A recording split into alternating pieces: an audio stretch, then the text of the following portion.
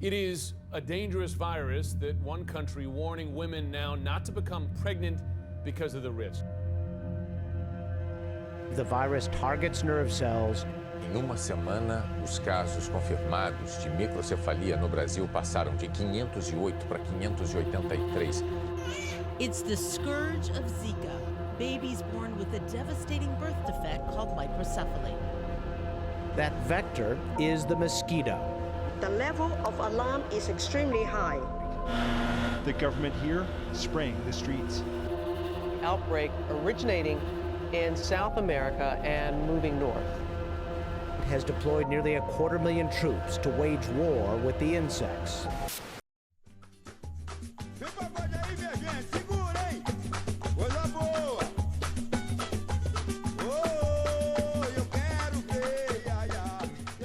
É uma cidade bonita, que tem um bem-estar, uma alegria, muita música, muito verde, muito azul.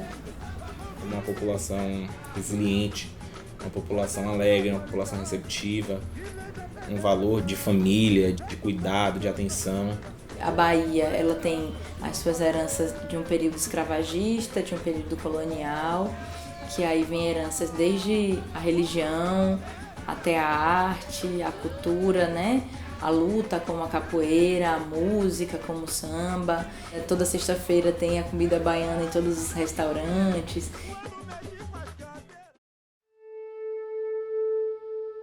Pânico, sobressalto e um desespero por não entender o que era aquilo.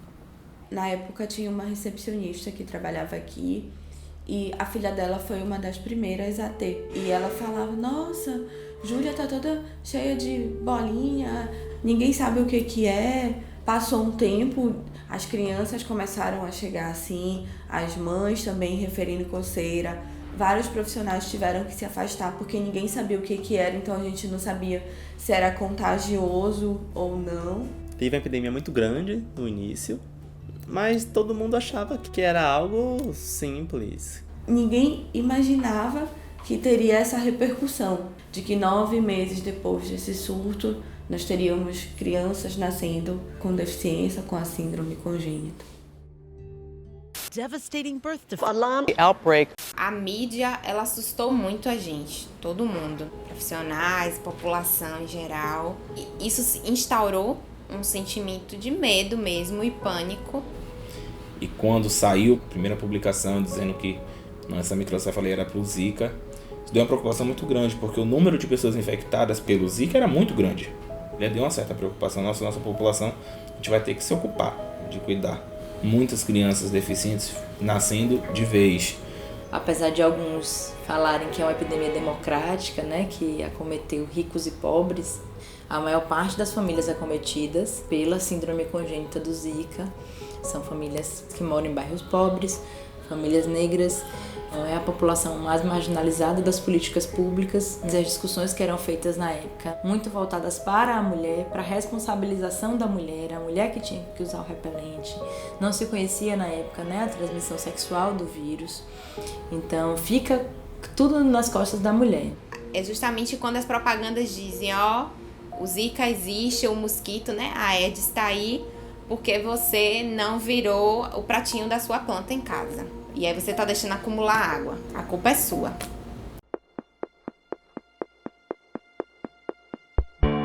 Dez minutos. Com apenas esse tempo por semana, você pode acabar com o Zika vírus. Em 10 minutos, você pode fazer coisas como tirar água parada de lonas e telhas, checar a bandeja atrás da geladeira e ver se os ralos estão acumulando água. 10 minutos podem salvar sua família do Zika vírus, que precisa de muito menos tempo para causar um grande estrago.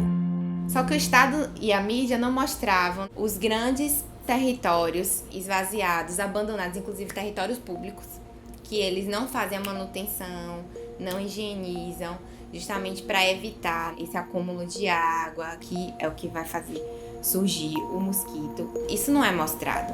É mostrado os problemas individuais. Então, a nossa Constituição de 88, quando ela diz que a saúde é um direito de todos e dever do Estado, ela está falando disso. O Estado tem a obrigação de garantir saneamento básico para todos. O ambiente social em Salvador é muito desigual. Andando por Salvador você percebe isso, né? As diferenças de arquitetura, os morros, as pessoas, né, em situação de rua e lugares que você passa muito luxuosos. E a partir do lugar onde você pisa, você conhece um Salvador completamente diferente, né? Salvador é a cidade mais negra fora do continente africano. As relações sociais, principalmente quando a gente pensa o marcador de raça, é vendido para o mundo que somos todos iguais. Quando nos contam essa história de que Salvador é essa cidade maravilhosa, receptiva, que todo mundo se dá bem, independente, né, de raça, cor e gênero, a gente acaba por acreditar nisso e não visualizar as opressões. O racismo, ele acaba sendo muito invisibilizado. Salvador ela é dividida em 12 distritos sanitários, sendo que dentro desses 12 distritos tem muitos bairros com características totalmente diferentes. Você olha para um lado da rua, você vê aqueles prédios enormes, cheios de segurança, cheios de proteção, cheios de conforto.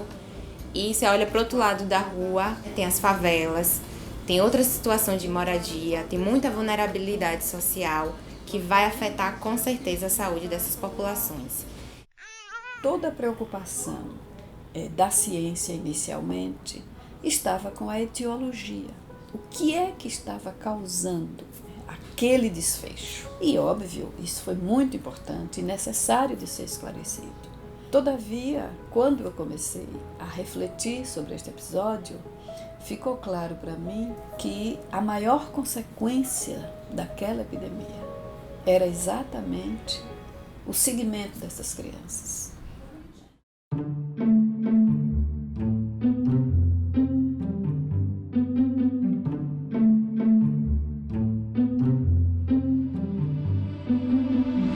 Na saúde coletiva temos um viés muito grande por inclusão social.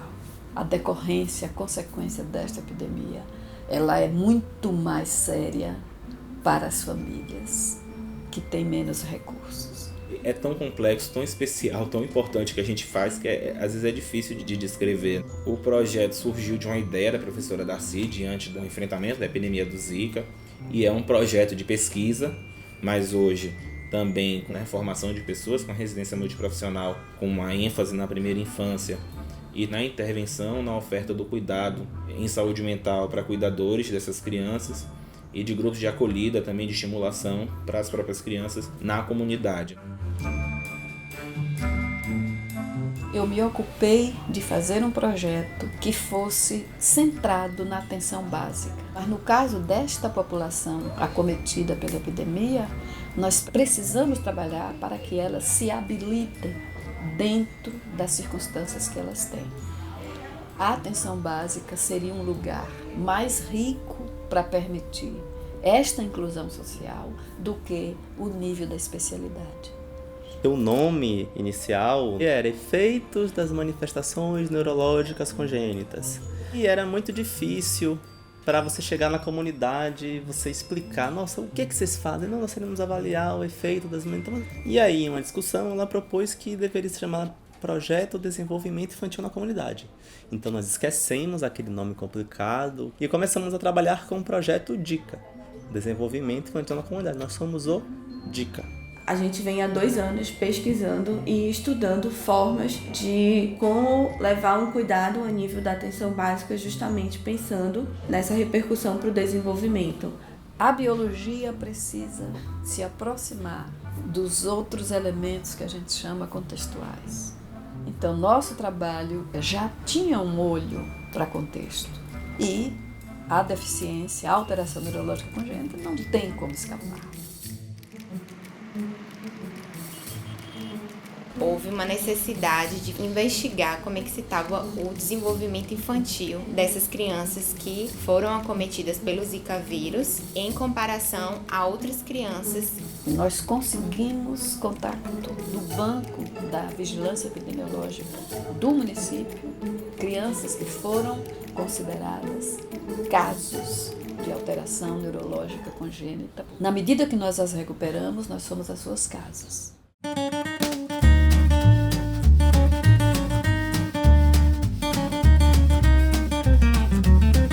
casa das famílias, o que a gente faz? A gente faz uma avaliação do desenvolvimento dessa criança através da escala Bailey. A escala Bailey, ela vai avaliar a cognição, a linguagem, tanto expressiva, que é a forma como a criança comunica. A receptiva é a forma como ela entende aquilo que está sendo pedido para ela. A motora fina, né, que é os movimentos mais finos de pensar objetos pequenos, de desenhar. E a motora ampla, que é o já andar, o pular, dependendo da idade cronológica da criança. A gente também faz uma avaliação da saúde mental materna e a gente também avalia o estímulo doméstico.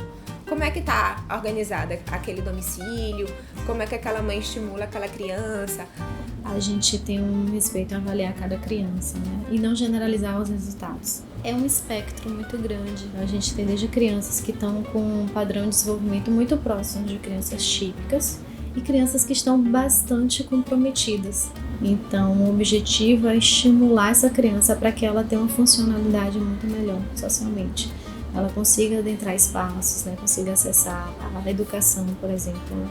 Só que assim, tem vários outros desafios envolvidos nesse processo até chegar à casa da família. A gente está sempre perguntando aos vizinhos, explicando sobre o projeto, se fazendo conhecer.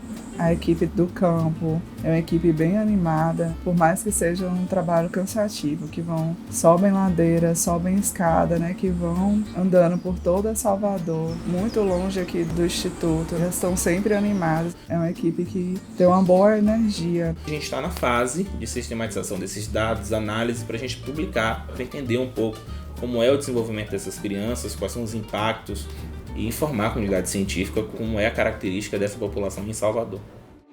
Para fazer o barulhinho, bota a mãozinha aqui dentro, sem olhar. Embora eu esteja fazendo medidas muito importantes de cognição, motricidade e linguagem, eu não poderia apenas seguir essas crianças. Sabemos que a única coisa a ser feita no momento é a estimulação. E sabemos que os familiares estão abalados e muitos deles devastados emocionalmente. Então eu precisei fazer um projeto que contemplasse também esse aspecto ético, em que eu, ao estar acompanhando um desenvolvimento, eu estaria também fazendo a intervenção. Ele se divide em duas ações: o grupo de estimulação do desenvolvimento e o grupo de apoio psicológico. As nossas intervenções são todas voltadas para o ambiente comunitário, tanto para o ambiente doméstico da criança, quanto que para ela estar na comunidade com outras crianças. Os eixos do grupo de apoio psicológico, ele se ocupa de vida para o cuidador, mudanças que tiveram na vida dele. Quando nasce um filho com alguma questão, com algum comprometimento neurológico, sempre tem um processo de um luto dessa criança idealizada que não veio. É uma forma desse cuidador se sentir amparado, fortalecido, para não ser só mãe, que ela também possa exercer seus outros papéis. A maioria são mulheres, a maioria é da população negra, mulheres que precisaram deixar de trabalhar, mulheres jovens. Então o projeto também se ocupou disso, de cuidar do cuidador. E com relação ao grupo de estimulação, a gente tem atividades de vida diária, que vai contemplar como ajudar essa criança a se vestir melhor, como ajudar ela a se posicionar no banho, alimentação, o brincar. Então, como criar tecnologias do brincar com adaptações simples de recursos materiais para que ela possa estar acessando os mesmos brinquedos que as outras crianças. O desafio em comunidade é o desafio de trabalhar com o povo mesmo, assim. E que às vezes a nossa formação a gente aprende termos muito técnicos. Mas a gente precisa também estar no exercício de pensar como que eu vou traduzir isso para as pessoas, como que eu vou fazer junto com elas e não para elas. Que o nosso objetivo não é só ir lá até a casa da família, fazer a pesquisa e pronto. Nós temos uma responsabilidade social com essas famílias. Das intenções da professora Daci é que assim, a gente vai ficar durante um ano com a intervenção. E o grande desejo dela é que a própria atenção básica reconheça esse cuidado como um cuidado possível de ser feito na atenção básica, como que eles podem também estar respondendo a esse cuidado para essas famílias que precisam ser vistas também na atenção básica, não só no serviço especializado. O DICA faz uma demarcação muito importante do papel da atenção básica no processo de desenvolvimento dessas crianças. Não dá para só olhar, não dá para só medir, é preciso também intervir. Então a gente espera que as nossas conclusões virem políticas públicas. Primeiro movimento é entender que essas crianças são crianças. E sendo crianças, elas têm o direito de acessar todos os serviços que são ofertados para as crianças nesse período. Então, uma mudança muito necessária é o apoio psicossocial, porque a comunidade inteira, que ainda está muito voltada para a cultura do estigma, da deficiência, como essa comunidade vai incluir essa criança? Como é que está o parquinho? Como é o acesso para a casa dessa família? A gente sempre acreditou que o lugar da criança com deficiência não é no serviço especializado, é na comunidade, é na casa dela, é poder ir num posto de saúde e ser atendida bem como qualquer criança. O território é tudo para o projeto DICA. Todo o trabalho, a coleta é domiciliar, a intervenção é na área. E nós pretendemos que os resultados sejam também discutidos com as pessoas da área, porque o projeto DICA, ele é um projeto de saúde coletiva, ele é um projeto de atenção básica, ele é um projeto sintonizado com os princípios do SUS, com a universalização do cuidado.